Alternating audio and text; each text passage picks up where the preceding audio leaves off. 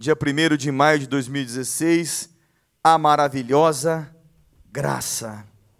Romanos capítulo 6, versículo 14, texto áureo, diz assim: porque o pecado não terá domínio sobre vós, pois não estáis debaixo da lei, mas debaixo da graça. Verdade prática: Cristo Jesus é a graça divina manifestada em forma humana. O texto bíblico que dará base à nossa lição, Romanos capítulo 6, dos versículos 1 ao versículo 12. Irmãos, preste atenção, hoje eu li esse texto, nós já o lemos várias vezes, mas hoje ele falou de uma forma bastante poderosa no meu coração. Eu vou lê-lo com muita ênfase para que você entenda a importância do que a graça de Deus tem que produzir nas nossas vidas. Nós não podemos viver pecando. Amém? O texto fala exatamente isso, que nós somos novas criaturas em Cristo Jesus ressuscitado, e nós não podemos ser os mesmos se essa graça verdadeiramente nos alcançou. Diz assim a palavra de Deus, Romanos capítulo 6, dos versículos 1 ao 12. Que diremos, pois? Permaneceremos no pecado para que a graça seja mais abundante?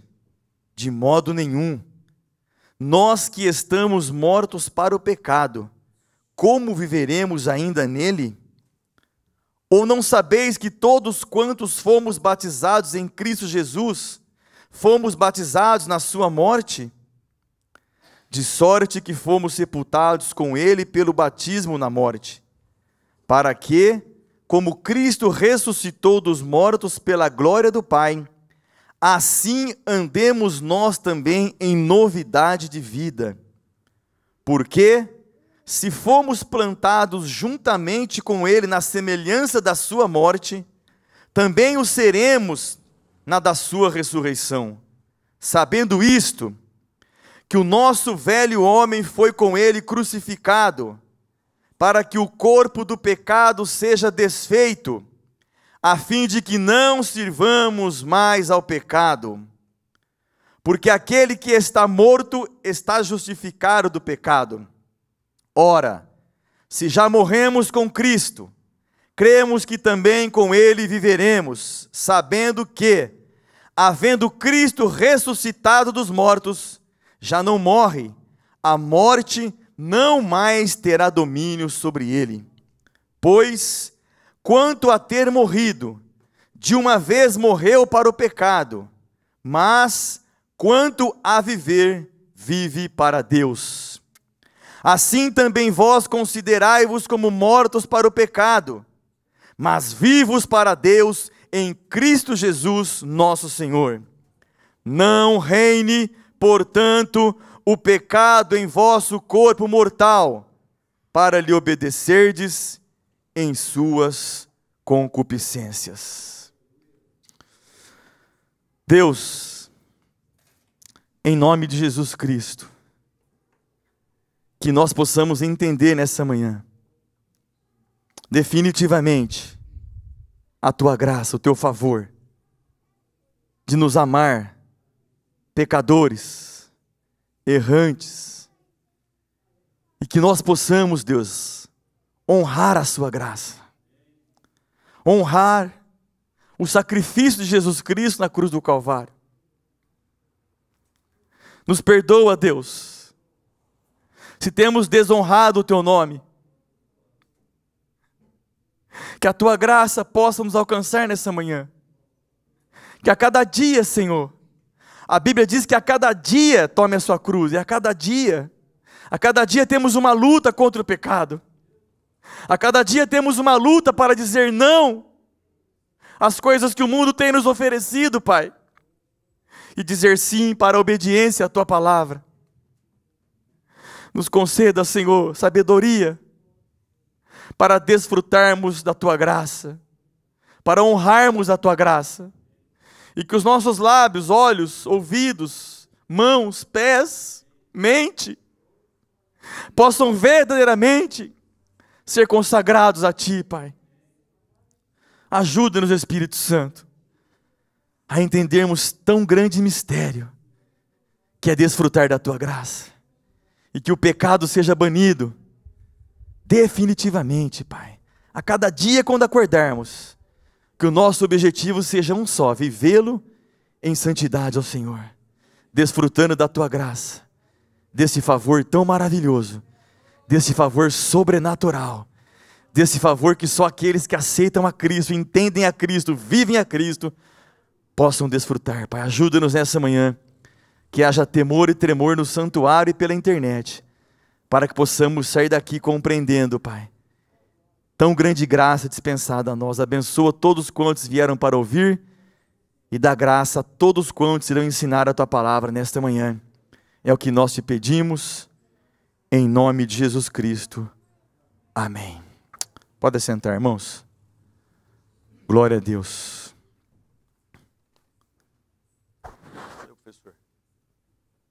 Aproveitando a oportunidade, enquanto o pastor Marcos está lá atrás, que os irmãos estejam orando hoje. Hoje é dia de batismo na nossa igreja sede. Muitas almas estarão descendo as águas batismais, e que a nossa oração seja para que essas vidas não só desçam as águas, mas permaneçam neste caminho tão maravilhoso, que vale a pena, que é estreito, mas tem uma recompensa muito grande quando nós chegarmos ao final dele. Então esteja orando. Hoje às 14 horas estaremos lá na igreja sede, participando desse tão grande momento, que é espiritual, que é sobrenatural, e que essas pessoas possam permanecer na graça. Na nossa igreja, a irmã Mara, faz assim, Mara. Domingos, faz assim, amém. 2 almas na nossa igreja hoje estarão lá na igreja sede hoje. Amém? Pastor Marcos. A paz do Senhor para os irmãos. Amém? Graças a Deus, nós queremos desejar um bom domingo a todos. Também cumprimentar os nossos irmãos, nossos alunos da IBD Online, que estão conosco. Um bom domingo a todos. Que Deus possa abençoar de uma forma maravilhosa, como tem abençoado. Como disse o pastor Luciano, temos um serviço de batismo. Na parte da tarde. Então hoje um dia será bem recheado de trabalhos, manhã, tarde, noite. E para tanto nós vamos acelerar um pouco hoje, no sentido de terminar no horário que dê condições para os irmãos retornarem para casa de forma segura, se preparar para o batismo. E assim estaremos retornando ao templo às 18 horas.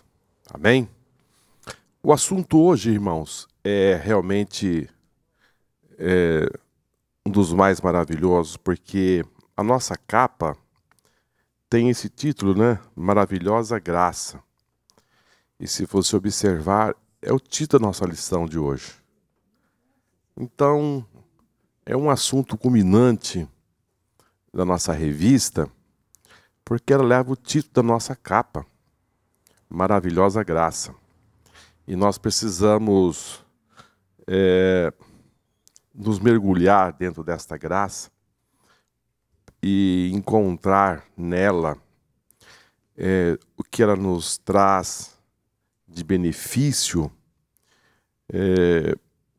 porque na velha aliança a nossa condição era uma. E agora, com essa maravilhosa graça, ela é outra. E nós precisamos saber que posição que nós estamos diante dessa dispensação chamada graça e viver ela de forma abundante. Amém? Não vivermos mais debaixo da lei, mas vivermos debaixo da graça, o que ela nos oferece. O que foi que aconteceu quando Adão pecou? O que foi que aconteceu com a raça humana? E o que foi que aconteceu quando o segundo Adão morreu? Há uma diferença muito grande, né? Na minha revista aqui, irmãos, nós temos aqui pelo menos 7 pontos que eu gostaria de traçar com os irmãos. Não sei se a revista dos irmãos trazem esse tópico, mas na minha traz, na revista do professor, que eu gostaria de ler, porque nem todos recebem essa revista, mas eu acho de suma importância também para aqueles que estão conosco pela internet, que nos acompanham. Isso é de suma importância. Entender essa diferença, o que aconteceu quando Adão caiu e trouxe as suas consequências para a raça humana. Mas o que aconteceu quando Jesus veio e morreu? E o que aconteceu nessa dispensação? Nos diz assim: pela ofensa de um só morreram muitos. Mas em Cristo, pelo dom da graça de um só homem, a graça foi abundante sobre muitos. Em Adão, uma só ofensa, todos foram condenados. Em Cristo, a graça de um só homem transcorre de muitas ofensas. Adão, pela ofensa de um, reinou a morte sobre todos. Em Cristo, pela justiça de um só, reinou a vida. Em Adão, pela desobediência de um homem, todos se fizeram pecadores. Pela obediência de um homem, muitos se tornaram justos. Pela ofensa de um só abundou o pecado. Pela justiça de um só superabundou a graça. O pecado reinou pela morte. Em Cristo, a graça reinou pela justiça. Isso é de suma importância, viu, irmãos? Fazer essa diferença. O que aconteceu com Adão. Mas o que aconteceu com Cristo? E é isso que nós vamos estar estudando aqui nesta manhã. E vamos já entrar na nossa introdução. O capítulo 5 da Epístola aos Romanos mostra o triunfo da graça sobre o pecado. Paulo já havia falado a respeito da justificação. Mas o que significava isso na prática? Que implicações teria na vida dos crentes? O apóstolo não procurou filosofar a respeito da origem do pecado e as suas consequências. Ele buscou mostrar, de forma clara, como Deus resolveu essa questão. A graça de Deus nos justificou, abolindo o domínio do pecado e fazendo-nos viver livres em Cristo. Então, como disse aos irmãos, já de antemão, Deus ofereceu a graça. A graça, como nós já conhecemos, é um favor imerecido, concedido por Deus para a humanidade. Essa é a graça. Qualquer um tem esse direito, um privilégio do Criador, por causa do pecado. Então, como o pecado entrou por um homem, Deus concedeu agora a graça a todos. Deus não tem prazer na morte do ímpio. Não. Deus não tem prazer na morte do ímpio. Antes, Deus quer que todos se arrependem e se salvam. Às vezes nós, como humanos, nós lavramos algumas sentenças. Porém, Deus não olha nessa ótica. Jesus morreu por todos, para a salvação de toda a humanidade. João 3,16 diz: porque Deus amou o mundo, não é o mundo físico, não é o mundo que está aí diante dos nossos olhos, que nós enxergamos como mundo físico. Deus amou o mundo, esse mundo que Deus amou, são as pessoas, sejam eles servos, livres, raças, tribos, línguas, ricos, pobres, leigos, cultos, analfabetos, doutores, seja ele quem for, a salvação, a graça é a causa meritória da nossa salvação. E todos precisam desta graça. Todos precisam deste favor. Nós precisamos nos submeter a esta graça. Foi Deus, irmãos, que providenciou o meio para que o homem fosse salvo. Não foi o homem que buscou, não foi o homem que providenciou, não está no alcance dos homens. Isto veio lá de cima.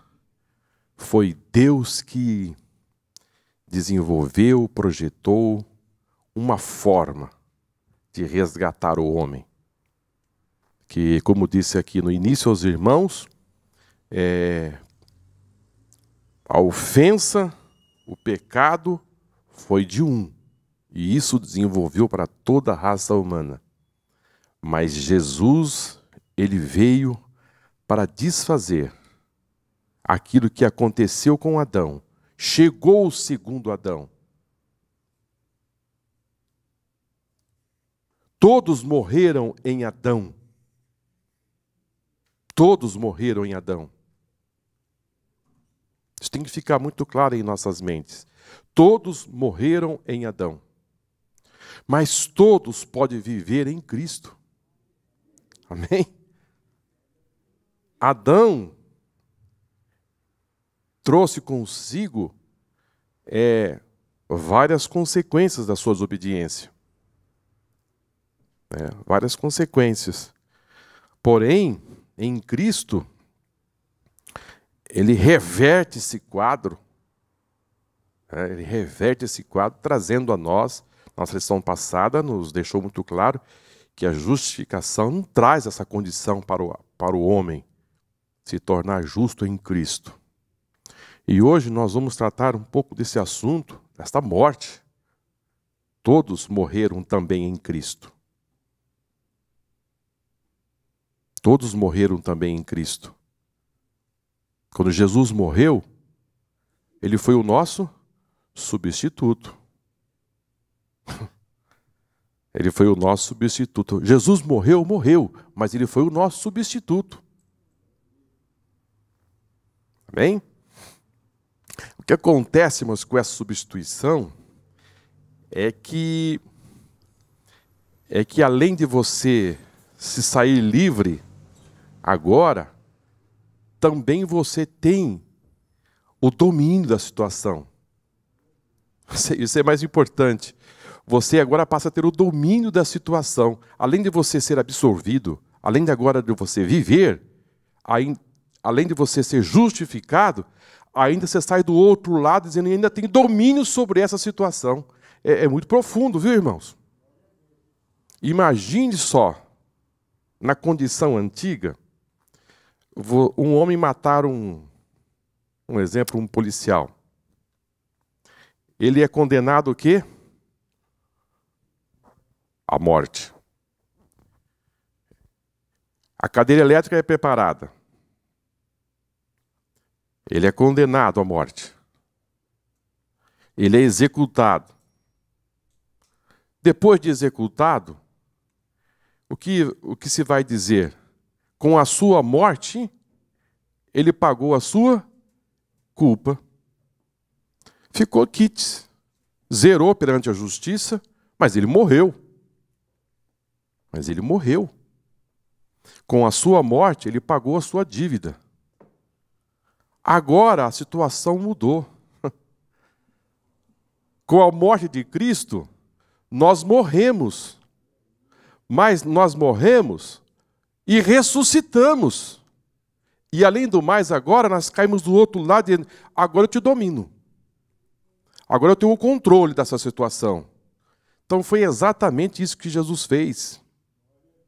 Nós morremos mas ressuscitamos com Cristo. E do outro lado, Deus coloca em nós o Espírito Santo para dizer assim: eu lhe dou o controle dessa situação. Então, por isso que esse título é muito forte. Maravilhosa graça. A nossa condição hoje é muito linda. Mas eu prometi, irmãos, de ir rápido, se nós não vamos terminar a nossa lição. Os inimigos da graça. Antinomismo. Paulo percebeu que a sua argumentação a respeito da graça poderia gerar um mal entendido. Por isso tratou logo de esclarecer seu pensamento a respeito do assunto, usando o método da diatribe. Ele dialoga com os interlocutores imaginários, procurando explicar de forma clara o seu argumento. Paulo já havia dito que aonde o pecado abundou, superabundou a graça. Romanos 5:20. Tal argumento seria uma afirmação ao estilo dos antinomistas, pois esses acreditavam que podemos viver sem regras ou princípios morais.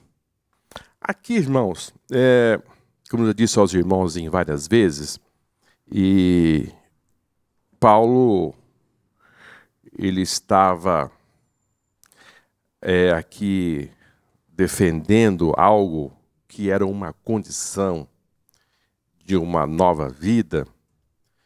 Porém, os inimigos da obra de Deus apresentavam um outro argumento para viver de uma forma no sentido de distorcer a palavra de Deus. Essa é a palavra que eu consigo encontrar. São pessoas que conseguem arrumar um meio de distorcer a palavra de Deus e assim traçar uma vida aqui nesta terra. Além de viver assim, eles procuravam também disseminar essa doutrina no meio das igrejas, daquela comunidade, no sentido de levar as pessoas a pecar. Esta é a realidade. Porque Paulo, ele defendeu da seguinte forma: aonde abundou o pecado, superabundou a graça. Então eles pegaram esta apresentação de Paulo na seguinte forma: bom, se aonde abundou o pecado, superabundou a graça, então vamos fazer com que esta graça possa superabundar em nós. De que forma? Continuando no pecado. Não só continuando no pecado, mas dizendo às pessoas: vão pecar. Porque Paulo está dizendo que aonde tem muito pecado, a graça vai superabundar. Imagine só alguém disseminando às pessoas que não têm conhecimento, irmãos. Mas imagine só. Uma coisa, irmãos, é nós estarmos aqui alicerçados na palavra e já com histórico na palavra. Uma coisa é esta. Agora, uma coisa, irmãos, é alguém chegar aqui e você começar a dizer que este é o caminho, que você deve mergulhar no pecado, porque agora tem a graça. E aonde tem pecado, a graça toma conta. Mas imagine só que situação. A graça vai resolver o problema de vocês. E não é isso assunto nosso, não é o doutor Paulo que nos ensinou. É ele que está nos ensinando que aonde abundou o pecado, superabundou a graça. Mas Paulo entra forte, irmão. Em Romanos 6:2, ele diz: de modo nenhum. Nós que estamos mortos para o pecado, como vivemos ainda nele? Paulo disse, não. Eu estava querendo colocar uma condição, não um modo. Paulo estava querendo dizer que aonde o pecado reinou, desde Adão, e que o homem não conseguiu se livrar das suas amarras, aonde o pecado dominou, Paulo estava falando em domínio, em reino, com as suas amarras, com a condição do homem não conseguir se soltar do pecado. Paulo disse, entrou algo mais forte, que suplantou o pecado, que anulou o pecado, ou seja, algo muito mais forte, que tem o domínio de neutralizar o pecado. Não é uma força como que se uma ação e uma reação. Não. Aqui a resposta era muito mais alta. Como que a graça agora tem um domínio da situação. E com muito mais intensidade. Paulo começou a dizer, o que aconteceu com Adão teve a sua abundância. Teve o seu crescimento, teve a sua força. Mas ele começou a dizer que com a chegada de Cristo, nós temos um poder maior, a graça é maior, a força é maior, para que eles ficassem tranquilos que eles teriam um domínio. Mas, irmãos, quando a pessoa tem uma concepção de viver no caminho errado, de distorcer, isso aí, não digo seria a pessoa exatamente em si, é o mal ou a força do mal que vem. A gente precisa entender e dizer que essas forças não são forças humanas, porque a força humana, irmãos, é muito frágil. Vamos entender isso. Ela é muito básica para atacar o reino de Deus. Mas o ataque vem lá de cima. E ele encontra pessoas para os seus ataques, para causar a sua destruição. E isto era um efeito do mal para anular o sacrifício de Cristo. Então, o que nós precisamos, irmãos, e que Paulo, nos seus dias, ele entrava firme, é no sentido de você ficar alerta. Porque o inimigo, ele procura os seus meios para neutralizar o sacrifício de Cristo e fazer meios de tal para que ele possa entrar com suas setas e neutralizar e causar um estrago. Essa é a realidade. Porque quando Paulo fala onde abundou o pecado, superabundou a graça, os inimigos, eles entram e dizem, meus queridos, agora virou festa. Agora Paulo diz que nós não estamos mais debaixo da lei, agora ele está dizendo que nós estamos debaixo da graça e que Cristo veio e abriu as porteiras para todo mundo pecar. Porque a graça agora vai descer sobre vocês e vocês agora estão livres. Olha, queridos, eu conversei com uma pessoa uma certa feita. Ela chegou ao ponto de me dizer que ela era uma pessoa escolhida de Deus, e por ela ser uma pessoa escolhida de Deus, ela podia fazer o que quiser.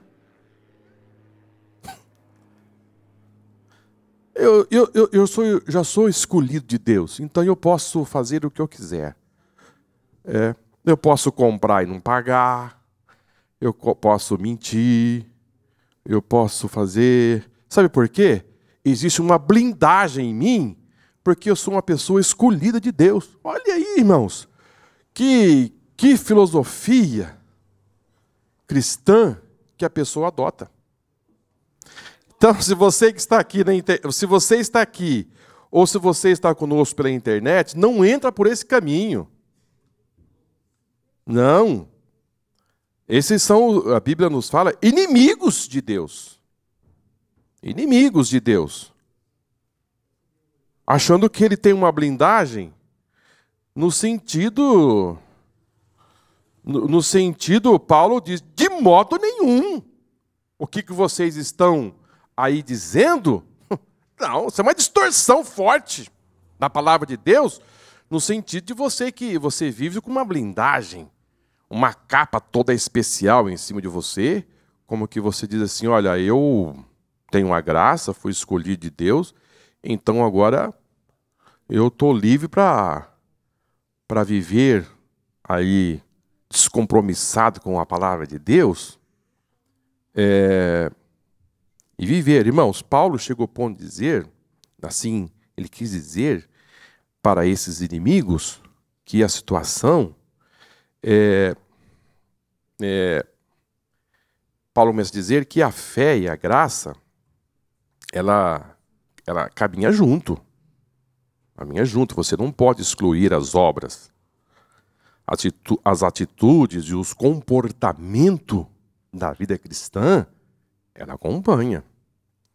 A moeda tem duas faces. Para ser uma moeda, ela precisa de duas faces. Vamos entender. Não é? De um outro lado tem a fingido que defende a pátria, alguma coisa da natureza, não é assim? Mas do outro lado tem o quê? O seu valor. Não é? Então, uma moeda, ela tem de um lado a palavra fé. E do outro lado tem o quê? As obras. Como é que você vive dizendo da fé e as suas obras são más? Você precisa caminhar com a fé e, paralelamente, as suas obras precisam de fazer acompanhar. Né? Os frutos que você agora vai desenvolver na vida cristã, suas obras, têm que corresponder com a sua fé. Você dizer apenas que você tem a fé e as suas obras são más, isso não tem sustentação numa vida cristã. Ou achar que você é uma pessoa separada, blindada. Seu carro recebeu uma blindagem que agora qualquer bala que bate volta porque você tem uma carapuça em cima que Deus lhe blindou. Não, você não pode pensar assim. Né? Você tem que entender perfeitamente aonde você vai, as suas obras lhe acompanham, né? A sua fé. Mas vamos caminhar por aqui porque eu preciso terminar. Paulo não aceita e não confirma o antinomismo. No antinomismo não há normas. É isso que estou dizendo aos irmãos. Esses homens não defendem normas. Os que erroneamente aceitam tal pensamento acreditavam que quanto mais pecarmos, mais graça receberemos. Em outras palavras, a graça não impõe limite algum.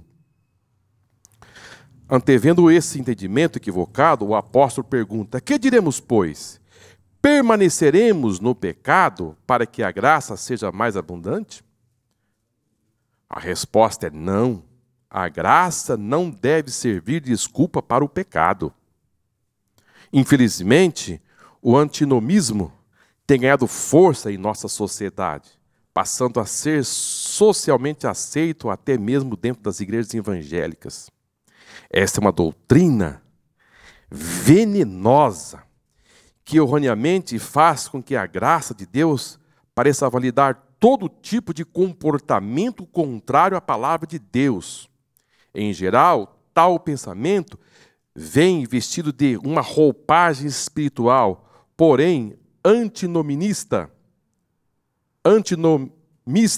costuma ser relativista quando se utiliza a expressão não tem nada a ver. Vocês já viram muito essa expressão? Meu irmão, isso aí não tem nada a ver. Esse comportamento é um comportamento que o nosso comentarista fala aqui, que é um comportamento venenoso. Nós precisamos saber o que a palavra de Deus está dizendo a respeito de. O que a palavra de Deus está dizendo sobre a respeito deste assunto. Então essa expressão hoje, isso não tem nada a ver, é uma expressão perigosa. Você não pode entrar nesse colegiado de pessoas que começam a entender. Isso não tem nada a ver, meu irmão. Isso não tem nada a ver com nada. Não. Vamos ver o que a palavra de Deus está falando sobre esse assunto. A doutrina do reinado da graça levou os libertinos a distorcer o ensino de Paulo. Não estão se lembrando o que foi que o diabo disse para Jesus a respeito no sentido de Jesus pular lá de cima do pináculo do templo? Ele citou o Salmo 91. Existe uma proteção para aqueles que fizerem tomar essa atitude. Então, nós precisamos, queridos, de estar atento, mesmo com quem está dizendo a respeito da palavra, citando a palavra. Porque você pode estar citando a palavra, mas de uma forma distorcida. E assim pega aqueles que são,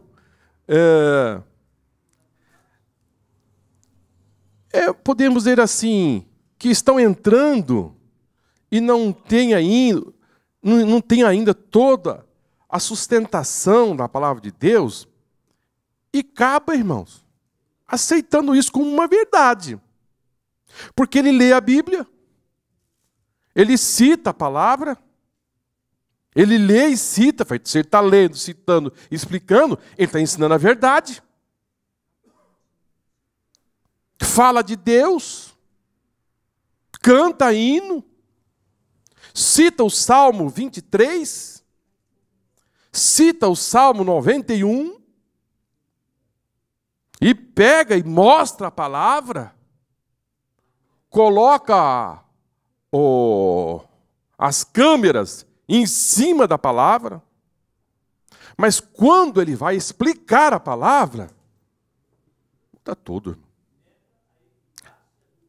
Nega.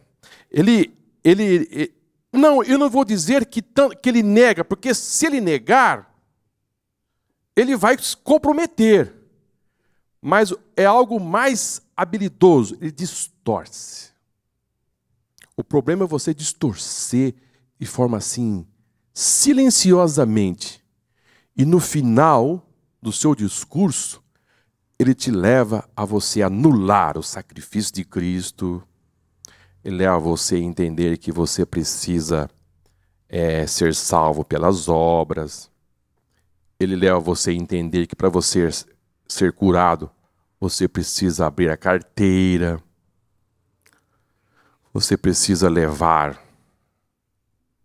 uns objetos que ele supostamente trouxe do Rio Jordão.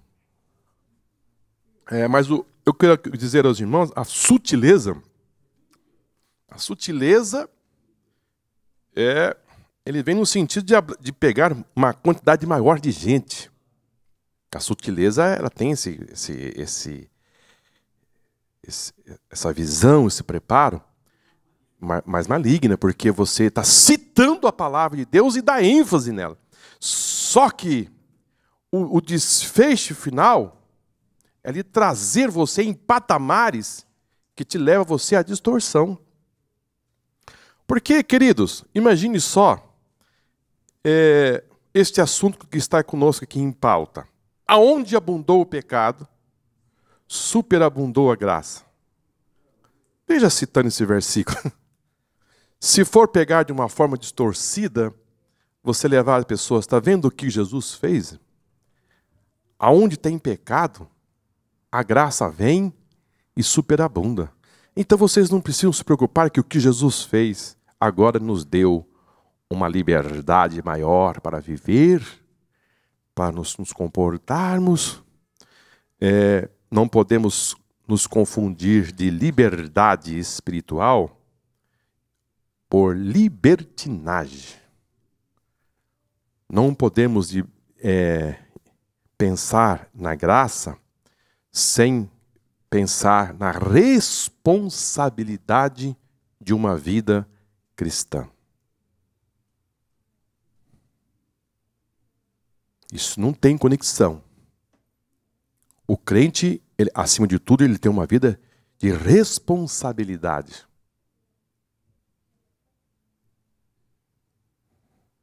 Quando você vem a Cristo, você vem entendendo que você agora está em você uma responsabilidade de uma vida cristã. Uma nova criatura, e nós vamos tratar este assunto com mais clareza.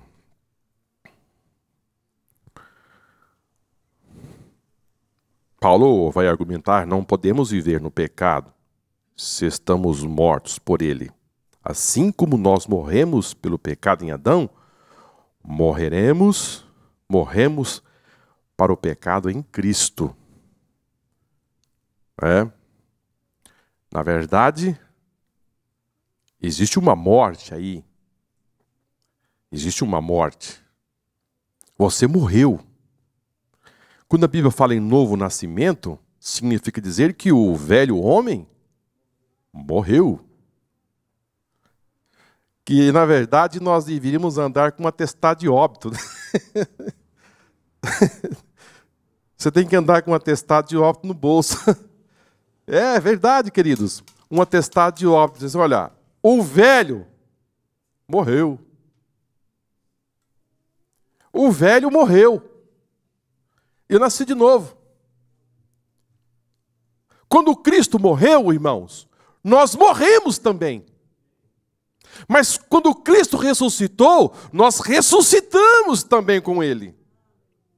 Isso foi que aconteceu. Paulo estava querendo dizer que a força do pecado que imperava morreu. A força do pecado morreu. E quando Cristo morreu, nós morremos junto com Ele. Mas quando Ele ressuscitou, nós ressuscitamos também com Ele. Se morremos com Ele, mas também viveremos com Ele. É uma identificação que aconteceu, né? Como aconteceu, irmãos, na velha, lá atrás, quando Adão trouxe com a sua morte, o seu pecado, a morte, e todos morreram, a Bíblia diz que todos pecaram. Por que todos pecaram? Todos pecaram em Adão. Mas o segundo Adão chegou e disse, vou neutralizar isto. Vou neutralizar.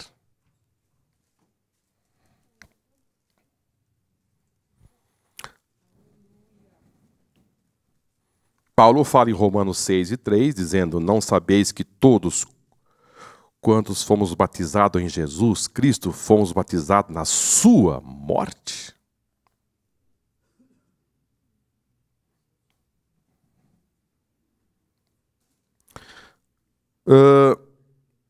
Mas vamos...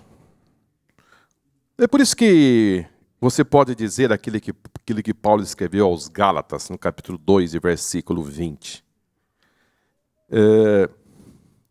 Já não sou eu quem vive.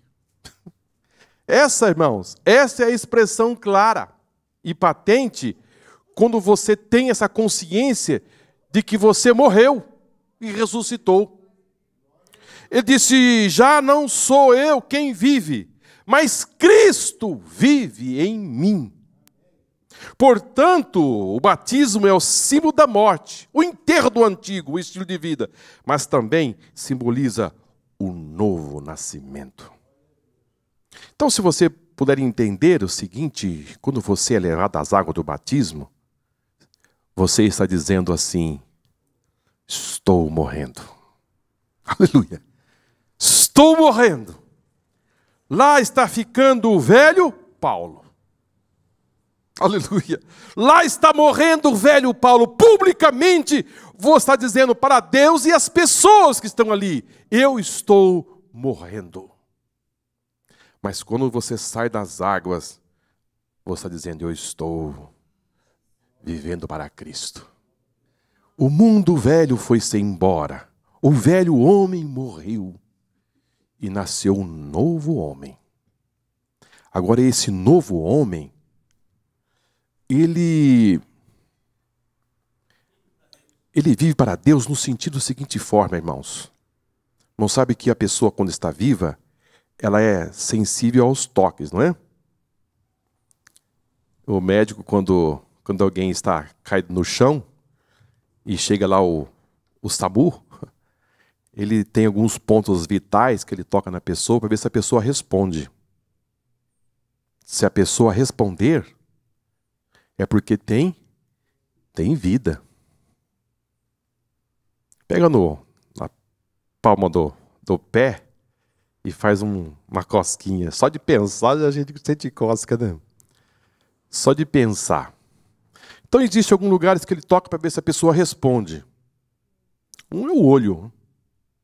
É? Às vezes a pessoa está com o olho fechado, não, mas toca em algum lugar e a pessoa responde. Queridos, aqueles que morreram em Cristo, quando se tange ao pecado, ele não responde mais. Ele não responde mais. Ele não tem mais essa resposta. Mas como então? Mas eu estou vivo. Quando você é exortado ao pecado, você é tentado ao pecado, você tem algo dentro de você que se chama o quê? Espírito Santo. Ele te dá força para você não ser sensível mais a esses ataques, a essas forças chamadas pecado. Foi por isso que o Paulo diz: agora eu morri. Já não é mais eu que vivo. É Cristo que vive em mim. E Deus tem os seus meios para atrair, para trazer as pessoas para Ele. Deus tem os seus meios. Amém? Deus tem os seus anzóis. Tem anzol que ele pega lambari. Tem que ser um anzolzinho pequeno. Mas tem anzol de pegar tubarão. Baleia. Deus tem os seus anzóis, estão aí para o mundo. Deus sabia que para pegar Paulo não era para Estevão estar pregando para ele se converter, não. Quando Paulo viu Estevão pregando, ele arrumou meio de matá-lo. Disse: eu vou conversar com ele. Só vou dizer uma palavra para ele. Vou derrubar ele do cavalo. E só vou dizer uma palavra a ele. Foi isso que aconteceu. Só bastou isso. Um clarão.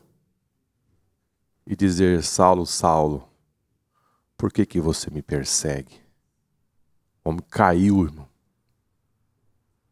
Caiu cego. Levantou um novo homem. Cego, mas diferente. Então, para cada pessoa, Deus traça um meio de salvar. E sabe que isso aí é graça, irmãos. É misericórdia de Deus. Se você for puxar o seu histórico, você vai ver que no seu histórico Deus arrumou um meio de salvar. De neutralizar a sua velha natureza.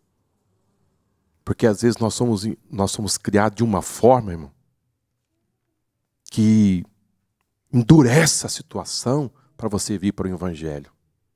Cada um tem sua história. Paulo teve a sua história. Paulo foi trabalhado desde menino para se tornar um fariseu da ala esquerda, para se tornar um mestre em Israel, um doutor da lei, assumir o sinédrio. Ele trabalhava forte para isso, desde pequeno. Se investiu muito em Paulo desde a sua infância, para ele chegar aonde ele queria. E de repente Paulo diz: tudo aquilo que eu somei, eu reduzi tudo a esterco. Porque eu conheci algo melhor daquilo que eu fui ensinado. E eu tive um encontro com Ele. E eu pude sentir o seu poderio, a sua força. Ele falou comigo. Então Paulo tinha uma história. É lindo ver a história de Paulo, irmãos. Porque só na palavra de Deus, ele conta mais do que uma vez a sua história. Nós imaginou quantas vezes ele contou para as pessoas como ele veio para o Evangelho. Então, para trazer Paulo para o cristianismo, tinha que ser uma coisa forte. Então, para cada um, Deus trabalha de uma forma. Perseguidor, para derrubar alguém, derramar sangue, para ele, era do cristianismo? Então você fez uma coisa muito boa. Matei 10, Paulo. Matou? Matei. Era da ala dessa seita, ele dava como seita. Essas pessoas estavam trabalhando contra Deus. E se estava trabalhando contra Deus, Paulo entrava forte. Tudo aquilo que ele aprendeu, eles estavam ali tentando destruir os ensinos e a lei. Então, para isso, tinha que arrancar a cabeça.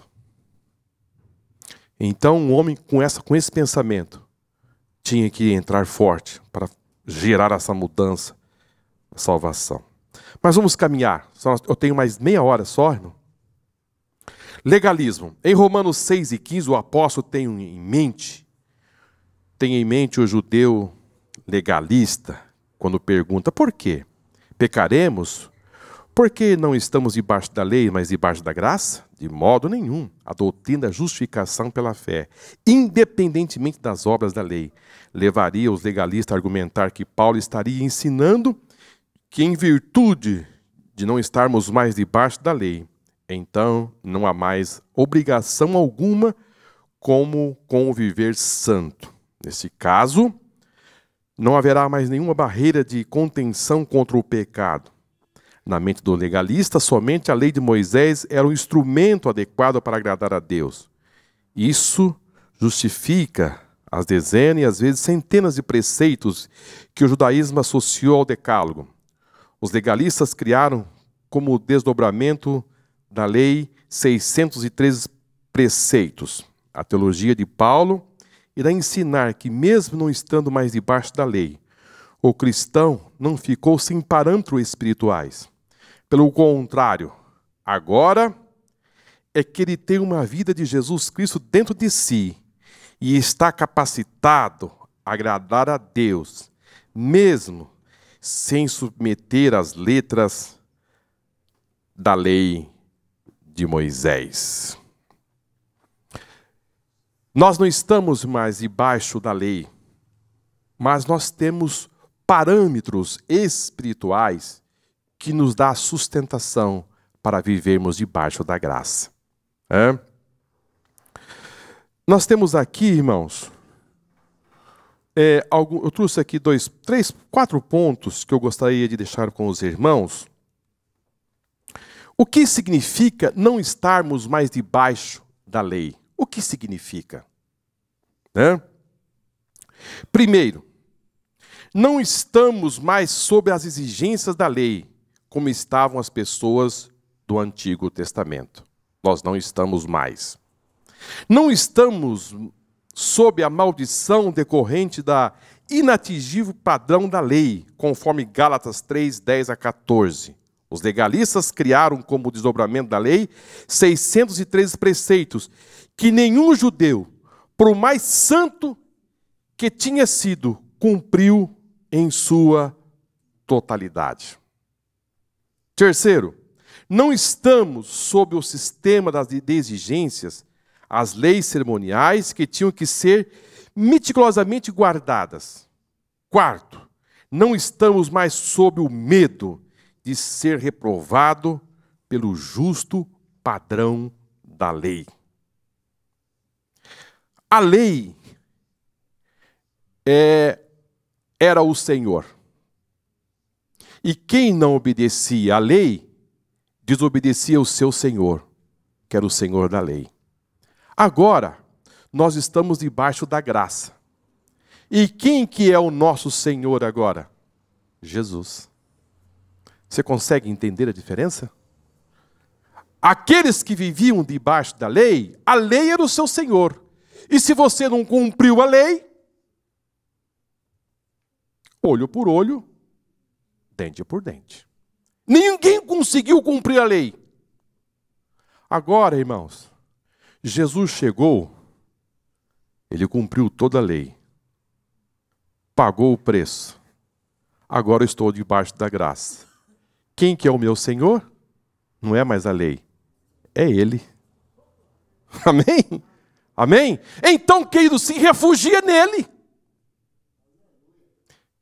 Abrace Ele. Ame Ele.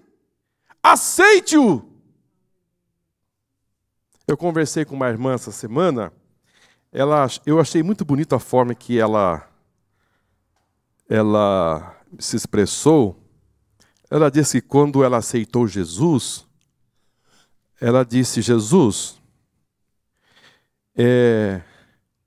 ela fez desse jeito, entra no meu coração. Ela disse que ela fez esse gesto, entra no meu coração. Mora no meu coração a partir de agora. O meu coração é teu. E eu vou fechar a porta do meu coração, Jesus. E vou jogar a chave para nunca mais encontrar. E diz que fez esse gesto, jogou a chave. Ela disse, até hoje eu não sei onde está essa chave. Para Jesus nunca mais sair. Irmãos, a coisa mais preciosa que nós temos nesta vida é Jesus. É Jesus. Porque Ele pagou a nossa dívida. Ele fez aquilo que nós não iríamos fazer nunca. Ele veio e fez, suplantou, anulou, destruiu a morte, o pecado, e nos dá condições de viver agora uma vida de liberdade. A vitória da graça.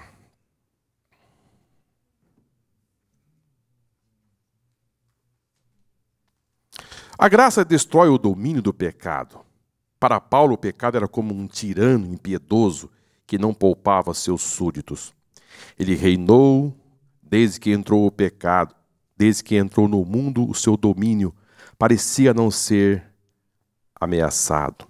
O pecado dominou os que estavam debaixo da lei e dominou também os que estavam sob a sua égide.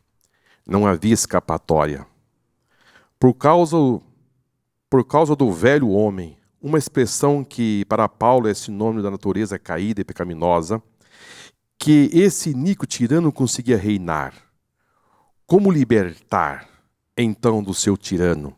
Paulo mostra que a solução de Deus foi aquilo que lhe servia de base de sustentação, o corpo do pecado, sabendo que o nosso velho homem foi com ele crucificado, para que o corpo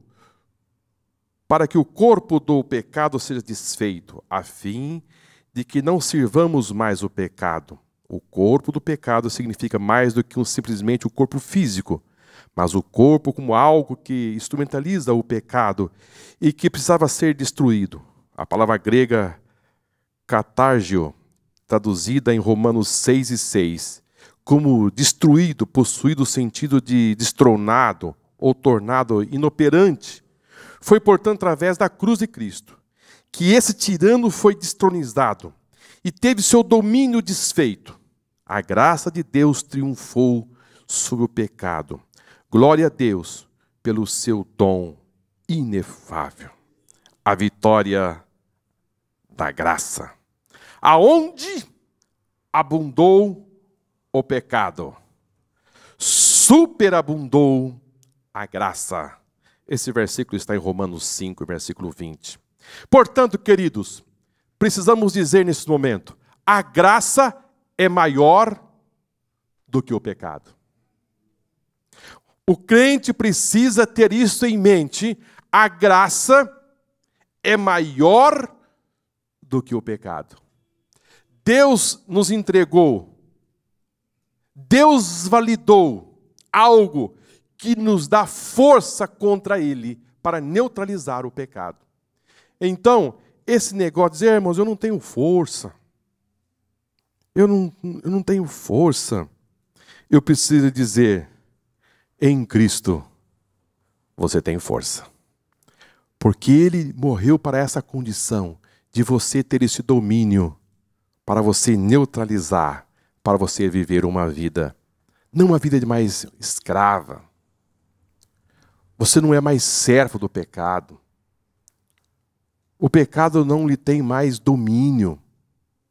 Você não pode viver mais numa escravatura do pecado.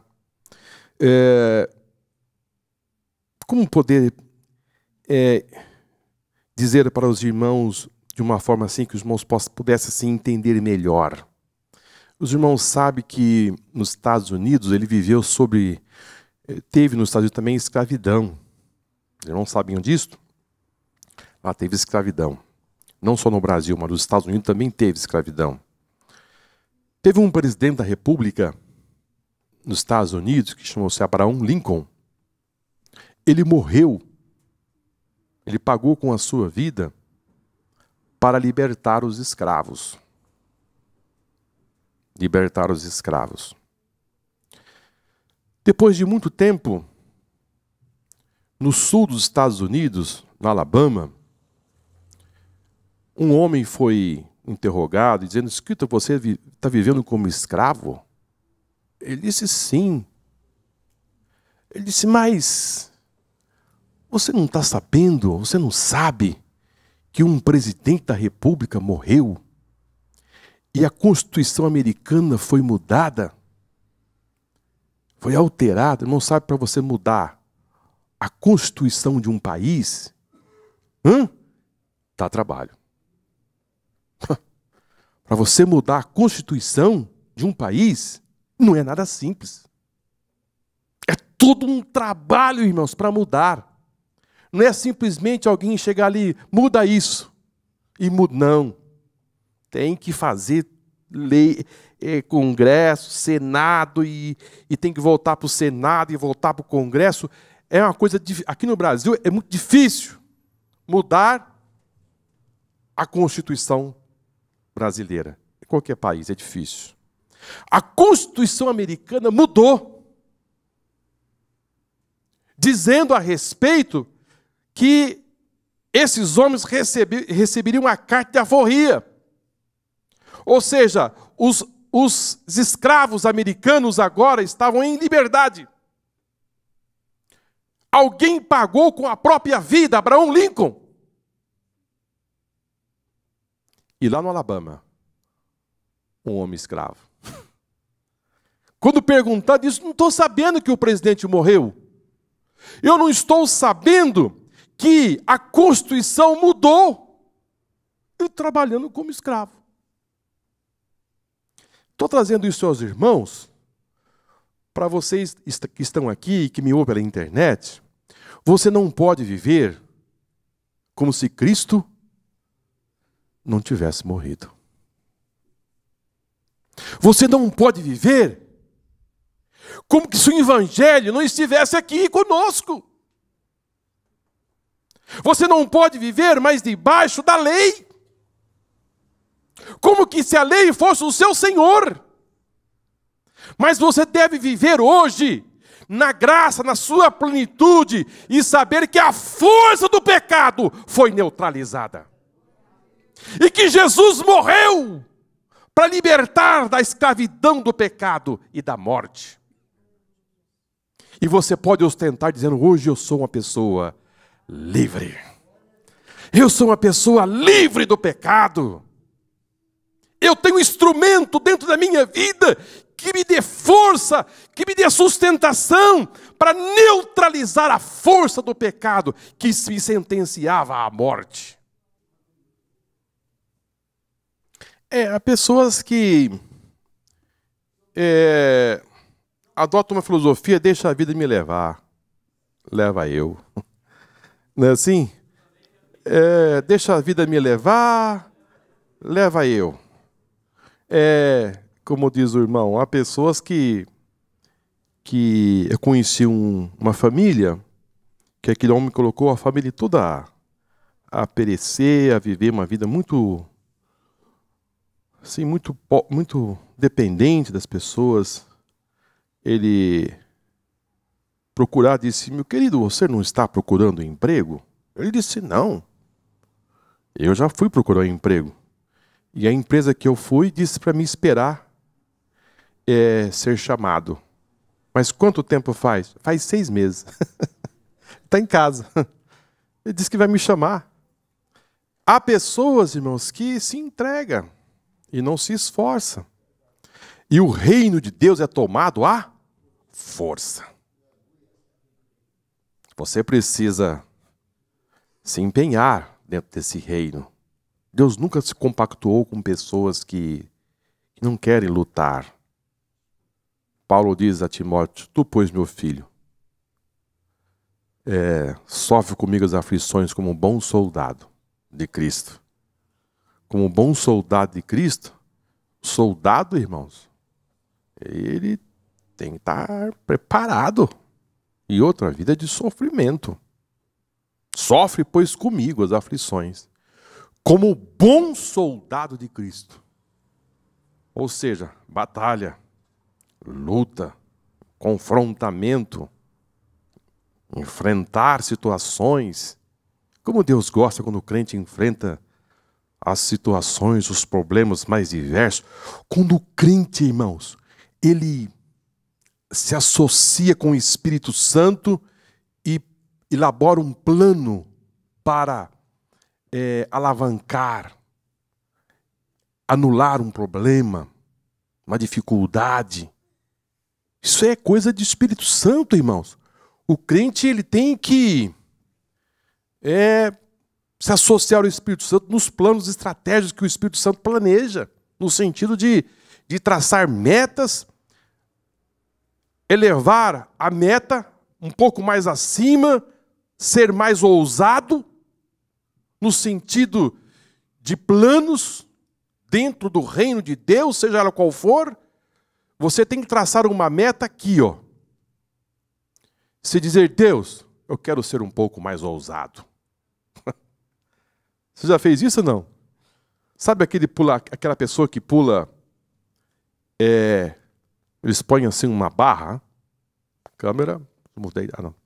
Ele traça aqui: eu vou pular 1,5 metros. Ele vem e salta 1,5 metros. Ele diz: olha o seguinte, põe 1,60 agora. Salto livre. Obrigado, querido. Aí ele vem e faz desafio de 1,60 metros. Ele vem e pula 1,60 metros. Ele fala para o seu treinador: põe 1,70. Ele vai levando a sua meta, até chegar a um ponto que diz: agora não dá mais. Tem crente, irmãos, que fica na meta de 1 metro. Ele pula com folga, mas não sobe a meta, não. Eu quero viver com a folga. Não, nós precisamos traçar metas mais ousadas no plano de Deus, para que você possa experimentar experiências maiores com Deus e assim sucessivamente. A graça e os efeitos do pecado. Os efeitos do pecado podem ser vistos por toda parte. Podemos vê-los nas catástrofes naturais, nas guerras, homicídios, estupros e aborto. O pecado traz marcas da morte. Tanto a morte física como a morte espiritual, afastamento de Deus, são consequências do pecado. Nada podia destruir esse domínio tenebroso do pecado e fazer para com seus efeitos. Todavia, Paulo mostra que a graça de Deus invadiu o domínio do pecado e destruiu o seu principal triunfo, o poder sobre a morte. A graça de Deus, presente na ressurreição do Senhor Jesus, destruiu o poder da morte física. Essa mesma graça, quando nos reconcilia com Deus, destrói o poder da morte espiritual. Vamos aqui rapidamente trazer aos irmãos uma breve explicação sobre este assunto. Paulo está aqui trazendo, irmãos, aos romanos, qual é o efeito da graça? Quais são os seus efeitos? Primeiro, precisamos entender que em Adão teve consequências drásticas. O que a graça fez para reverter isto? Por exemplo, em Gênesis 3:17, Deus vai dizer a Adão a seguinte expressão: maldita é a terra por causa de ti.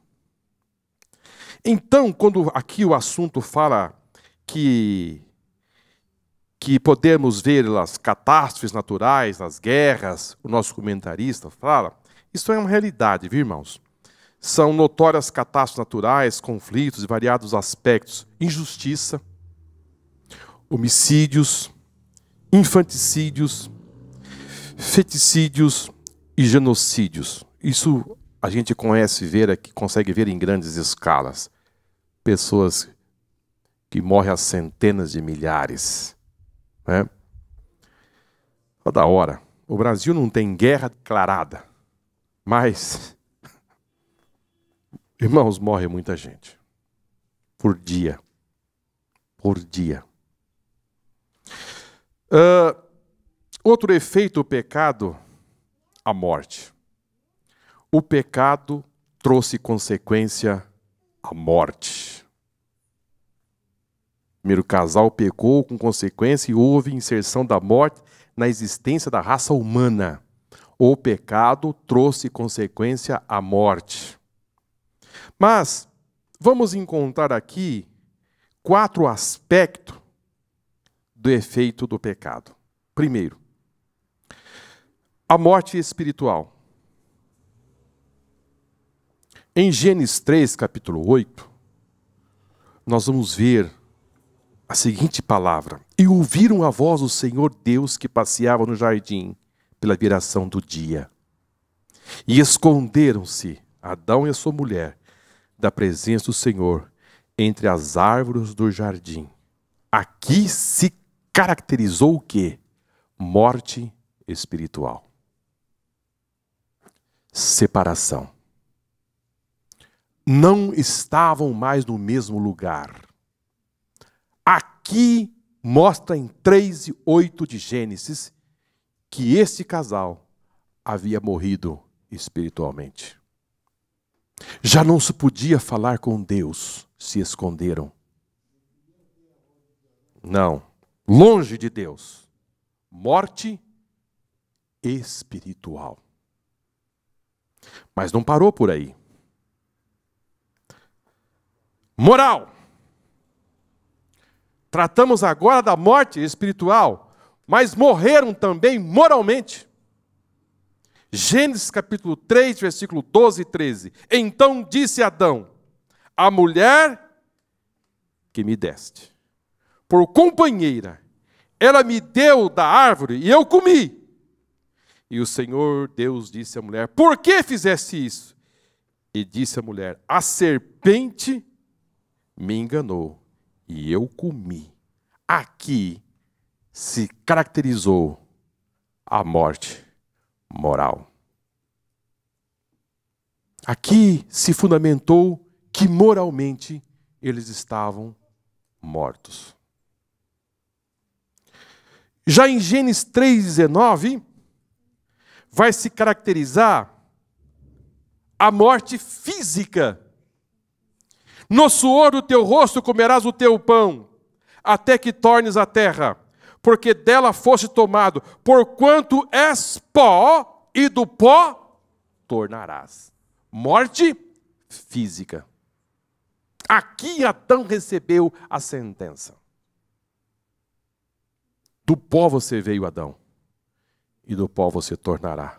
Morte física. Agora, queridos, vamos saltar para o último livro da Bíblia. Apocalipse capítulo 20, versículo 14. E a morte e o inferno foram lançados no lago de fogo. Esta é a segunda morte. Esta é a morte eterna. Só que esses só se enquadrarão se não encontrar Jesus pelo caminho. Mas em Adão tem essa consequência. Se o homem não encontrar Jesus pelo caminho, não encontrar a graça pelo caminho, ele vai receber a sentença de Apocalipse 20 e versículo 14. Esta será a segunda morte. Aquela morte lá que Deus diz: do pó veio e do pó tornarás, essa é uma morte física. Mas esta aqui é a morte eterna. É por isso que o homem precisa encontrar a graça, para que ele possa viver. Isto aqui, irmãos, são sentenças lavadas por Deus. E o homem precisa encontrar esta graça, para ele se livrar desta sentença. O homem precisa desta graça, né, irmãos? Ele precisa desta graça. Frutos da graça. A graça liberta. A graça é libertadora e produz o fruto para a nossa santificação. Mas agora, libertados do pecado e feitos servos de Deus, tende o vosso fruto para a santificação e, por fim, a vida eterna. Somente a graça seria capaz de desfazer o domínio do pecado. A Bíblia afirma que quem comete pecado é escravo do pecado. E mais, o escravo não possuía domínio sobre os seus arbítrios. Essa situação mudou quando a graça, revelada na pessoa de Jesus Cristo, entrou na história e desfez o domínio do pecado. Paulo afirma que o pecado não terá domínio sobre nós. Somos livres em Cristo. Essa liberdade é uma realidade na vida do crente. Estais, pois, firme na liberdade com que Cristo nos libertou, e não torneis a meter-vos debaixo do jugo da servidão. Você é livre, amém? Você é livre. Olha, irmãos, nós ganhamos as asas da liberdade. Que felicidade, irmãos, está sobre nós. Que coisa que Deus fez, irmãos. Que plano que Deus desenvolveu para a humanidade. Que porta que Ele abriu, irmãos. Eu não diria nem que é porta. Porta é... acho que até pouco, irmão. Quando Jesus diz: eu sou a porta, vamos pensar nesta porta, uma porta mesmo que olha, tem lugar para todos em Cristo. Quando Jesus disse: eu sou a porta, quem entrar por mim entrará, sairá e achará pastagem, como que dizendo: entra por esta porta, que você vai ter alimento, você vai ter o caminho, você vai ter sustentação, você vai ter paz, você não será dominado, mas você vai ter o domínio. Você não será uma pessoa fraca, mas você vai ser uma pessoa fortalecida. Mas você precisa deixar que isso aconteça. Você precisa saber das suas prerrogativas. Você precisa saber dos seus direitos que a graça lhe oferece. Você precisa ter esse domínio. Precisa ter consciência do que Jesus fez por você. Você precisa ter consciência que antes era uma condição, mas Jesus veio e soltou, irmão, você do cativeiro. O diabo lhe prendeu num cativeiro, lhe escravizou, colocou guardas para lhe proteger, para você não escapar. Você estava ali fadado a morrer até a morte. Esta é a realidade. Jesus chegou e disse: sabe uma coisa? Vou soltar esta humanidade que está presa pelas amarras do pecado, pela força da lei, senhorio, ninguém conseguiu cumprir. Todos estavam condenados. Mas Jesus chegou para aqueles que habitavam no vale da sombra da morte. Raiou a luz. Aleluia. Que versículo lindo, irmãos. Aqueles que nem que passaram pelo vale, não. Habitavam. Ali era a sua morada.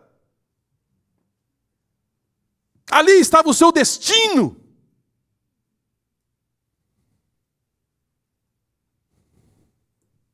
Foi por isso que quando Jesus nasceu, os anjos cantaram aquele coro que eu acho muito lindo, né? Paz aos homens de boa vontade. Era um novo tempo, irmãos. É um novo tempo. Quando Jesus chegou, um novo tempo para a humanidade. Ontem o pastor citou aqui um versículo que eu acho muito lindo. E na plenitude dos tempos. Do tempo. No tempo. Na plenitude no tempo. Ele chegou. O diabo arrumou todos os seus meios para fazer Jesus morrer do tempo. Herodes traçou um plano. Disse, vou matar esse menino. É ele mesmo. É ele. E eu o mato. E resolvo o problema. O anjo chegou para José. José, levanta. Maria, levanta. Mas o que eu vou fazer? Pega o animal. Pé na estrada. Para onde? Egito. É perto? Não é perto. Mais ou menos uns 400 quilômetros de distância. Não sei que caminho que eles tomaram, mais curto ou mais longe. Mas do Egito a Jerusalém tem mais ou menos essa distância, né? É pertinho? Não é pertinho, não. Mas é lá que eu quero vocês. Porque existe um plano aqui elaborado. Irmãos, quando o diabo planeja alguma coisa, que ele pensa lá, Deus revela aqui. Aleluia. Você vem lá de casa com um plano, pensando em alguma coisa. Deus prepara outra coisa. Eu me lembro que eu estava em uma feita, era solteiro, e eu fui para a igreja, estava passando uma crise muito. Pastor, eu lembro do pastor Dionísio que jogou a carteirinha aqui no chão, lembra? E eu estava passando uma crise muito forte. Uma crise muito forte. Eu cheguei no culto e levei outra bombardeada por lá. Aí eu estava sentado no coral da sede, aí eu olhava para a porta e disse, lá eu passo e não volto mais. Queria sair do culto, mas disse, não precisa sair tão rápido. Terminando o culto, eu saio e não volto mais. E terminou o culto, saí pelos corredores. Quando eu chego na porta, o irmão me pega pela mão. Ele disse, onde você vai? Como que dizendo. E ali ele disse algumas palavras. Começou a falar em língua estranha. E eu vi que não era uma língua estranha normal. Eu queria entender o que ele estava dizendo. E depois ele começou a falar em português. E as últimas palavras que disse, Marcos, os teus pecados estão perdoados. Aonde você quer ir? E eu me lembro que eu me afastei assim, agarrei um banco, comecei a chorar. Chorei muito, irmãos, porque Deus falou no íntimo do meu coração. Sabe quando Deus fala lá dentro? E eu sentei, chorei. E disse, Senhor, eu vou voltar. Aqui é o meu lugar. Não tem jeito, irmão. Você quer ir embora, o Espírito Santo te pega. Ele te segura. Se você planeja alguma coisa, Deus diz, não, a minha graça é maior. O meu amor é maior. Aleluia. O meu braço é tão grande. Como que dizendo, aonde você vai? O braço dele me alcançou lá na porta. Irmãos, eu estava saindo. Eu não tinha passado ainda a porta. Estava ainda dentro do templo. O irmão chegou e me pegou pelo braço. Foi assim, uma interceptação assim, muito forte. Tudo que eu estava pensando, ele estava sabendo. Então isso, irmãos, é o fruto da graça. Então, a graça... muito bem. Ok, já lemos essa parte. Vamos para o 8º ponto. Meu Deus, passei 10 minutos. As exigências da graça. A graça liberta, mas ao mesmo tempo tem suas exigências. Isso fica claro pelo uso dos termos considerar 6 e 11, que no original, logisomai, significa reconhecer, tomar consciência. Assim também vós considerai-vos como mortos para o pecado, mas vivos para Deus, em Cristo Jesus nosso Senhor. Em Romanos 6:13, a palavra apresentar, paristemi, significa colocar-se à disposição de alguém. Nem tampouco apresentei os vossos membros ao pecado por instrumentos de iniquidade, mas apresentai-vos a Deus como vivos dentre os mortos, e os vossos membros a Deus como instrumento de justiça. As exigências da graça. Irmãos, o domínio do pecado, ele teve o seu ponto de encerramento. E o seu ponto culminante seu ponto de encerrar foi encerrado na cruz do Calvário. Com a morte do Senhor Jesus, o seu domínio foi encerrado. O velho homem foi crucificado. Ali foi desfeito. Ali a força do pecado foi destronizado. E agora nós passamos a viver com Cristo. Amém? Isso significa que nós agora, não significa dizer, irmãos, que nós agora não pecamos mais. Vamos entender isso, né? Estou dizendo aqui que o pecado foi neutralizado, então agora a minha vida é impecável. Não estou dizendo isso. Não que sejamos mais impecáveis e somos santos no sentido pleno e total, que nós não pecamos mais. Não é isto. O que queremos dizer aqui é que a força do pecado, o seu domínio foi neutralizado. Agora nós temos o domínio de viver uma vida santa, uma vida cristã, uma vida em Cristo, com o domínio do pecado as rédeas estão em nossas mãos. Podemos viver para Cristo, servir a Ele e dominar as forças do pecado. Antes nos dominavam. Antes você não tinha o domínio. Antes é Ele que dominava. Mas agora você morrendo para o pecado, você em Cristo, você tem o domínio. Amém? Você agora está do outro lado dizendo: aqui eu estou com Cristo. E eu morri para o pecado e vivo para Cristo, e eu tenho domínio. A penalidade que deveria cair sobre a nossa cabeça, caiu na cabeça de Cristo. Estava sobre a nossa cabeça, caiu sobre Ele. A condenação que deveriam receber, Cristo recebeu em nosso lugar. O golpe da morte que nós deveríamos ter sofrido, Cristo sofreu por nós. A morte que nós deveríamos suportar, Cristo suportou por nós. A sua morte foi a nossa morte. Morremos nele, por intermédio dele. E ao nos unirmos com ele na sua morte, tornou-se a nossa morte. E agora, se morremos com ele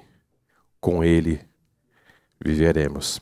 E se vivemos com ele, reinaremos também com ele. Existe um domínio, irmãos, da morte. Existe um domínio agora da vida. E se existe um domínio da vida, existe também o domínio do reino. Glória ao Senhor. Isso é muito lindo. Agora, queridos, eu queria deixar aqui 3 observações. Muito sério. Vamos fechar. Não permita que o pecado domine o seu corpo. Onde Cristo é Senhor, o poder do pecado tornou-se ilegal. Romanos 6:7.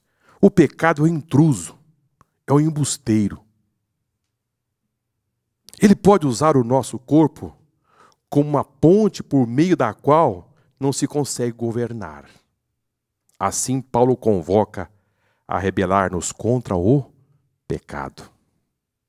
Segundo, não ofereça os membros do seu corpo ao pecado. Os órgãos do nosso corpo podem ser os nossos olhos, os nossos ouvidos, as nossas mãos, os nossos pés. Deve estar a serviço de Deus e não ao pecado. A vida cristã é mais do que um credo. É mais do que um sentimento. É uma ação. Alguém disse que o cristianismo não pode ser somente uma experiência de um lugar secreto, mas deve ser uma vida numa praça pública. O crente, irmãos, não é um agente secreto. Ele não sai daqui e depois ele passa a ser um agente secreto neste mundo. Não, você é crente aqui, mas lá na praça você é um crente.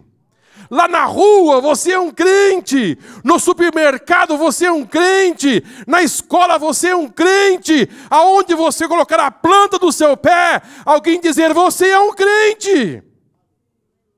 Isso, irmãos, é ter um novo nascimento.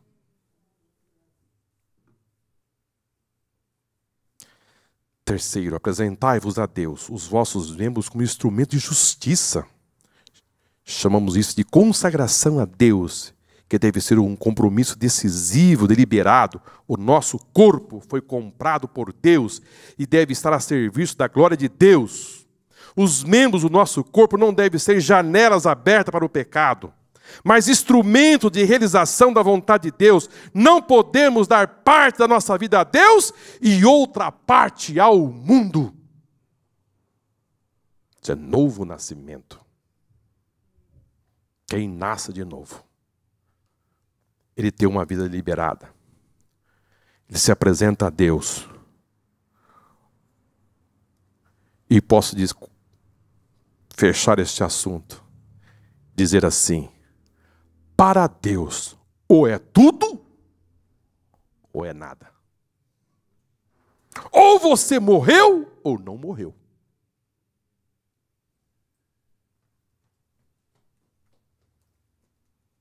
A graça santifica. Paulo revela que um dos efeitos imediatos da graça é a justificação.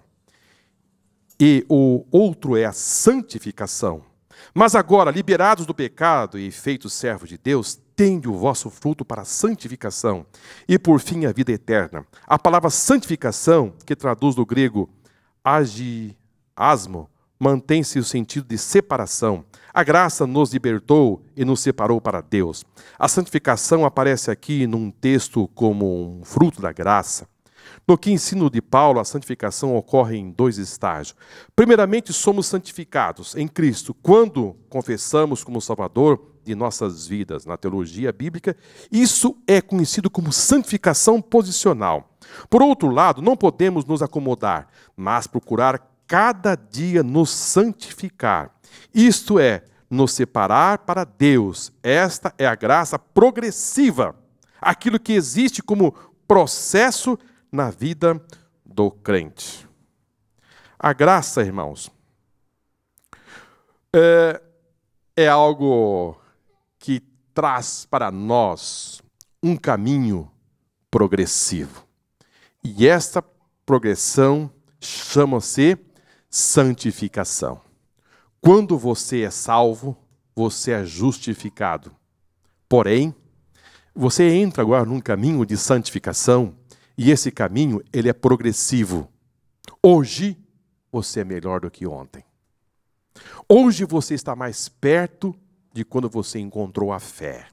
Hoje, as suas condições devem ser melhor.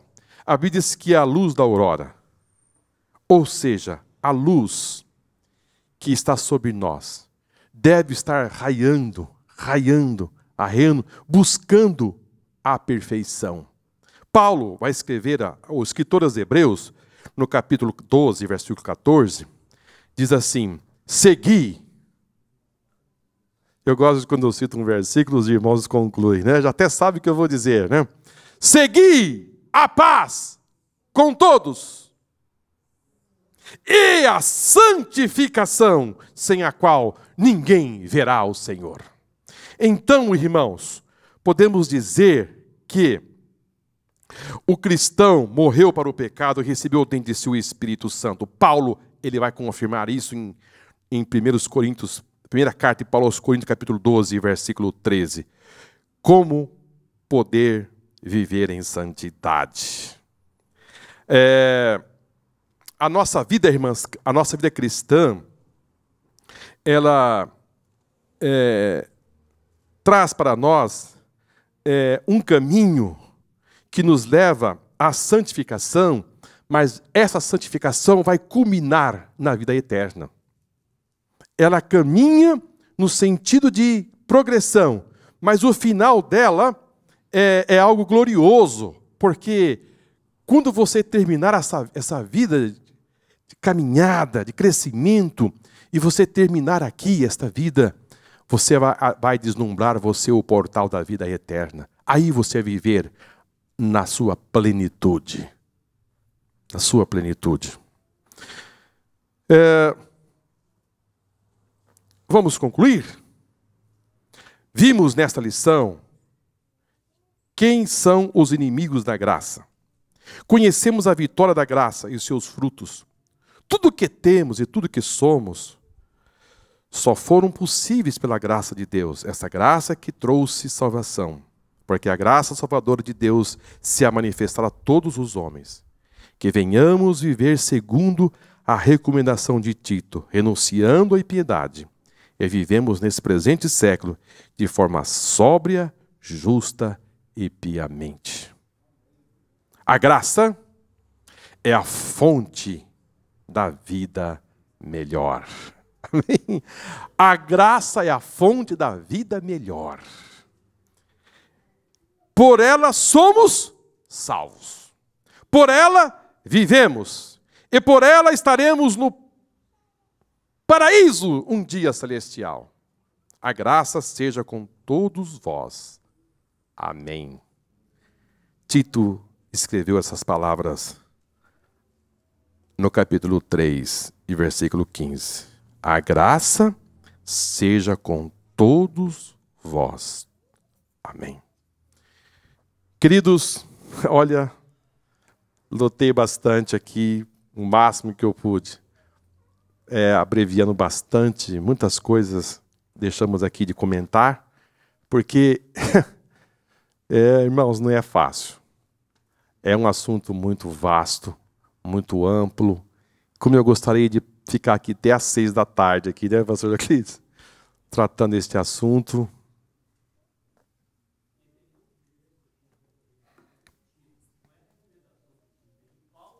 De Paulo a Tito. A Tito. Capítulo 3, versículo 15. Muito bem. Queridos, como eu gostaria de estar aqui mais tempo, tratando desses assuntos tão vastos, tão importante para a nossa vida cristã. Mas eu penso que no final desse trimestre, todas essas coisas que às vezes vocês não conseguiram absorver aqui hoje, vai se consolidando através desse trimestre. Tenho certeza disso. Amém? Você pode dizer assim, mas eu não consegui entender tudo hoje. Não consegui entender. Mas quero te confortar. O pouco que você conseguiu compreender são verdadeiras. São verdadeiras. Se você conseguiu tudo, amém. Mas se você não conseguiu, peça a graça do Espírito Santo sobre a sua vida e você vai conseguir entender este plano que Deus estabeleceu para a humanidade. Deus não vai perder por diabo. Deus não vai perder, nunca perdeu. E jamais vai perder. Amém? O poder maior está do outro lado, viu, irmão? Está do lado de Deus. Está do lado do nosso Senhor Jesus Cristo. Ele detém todos os poderes no céu e na terra.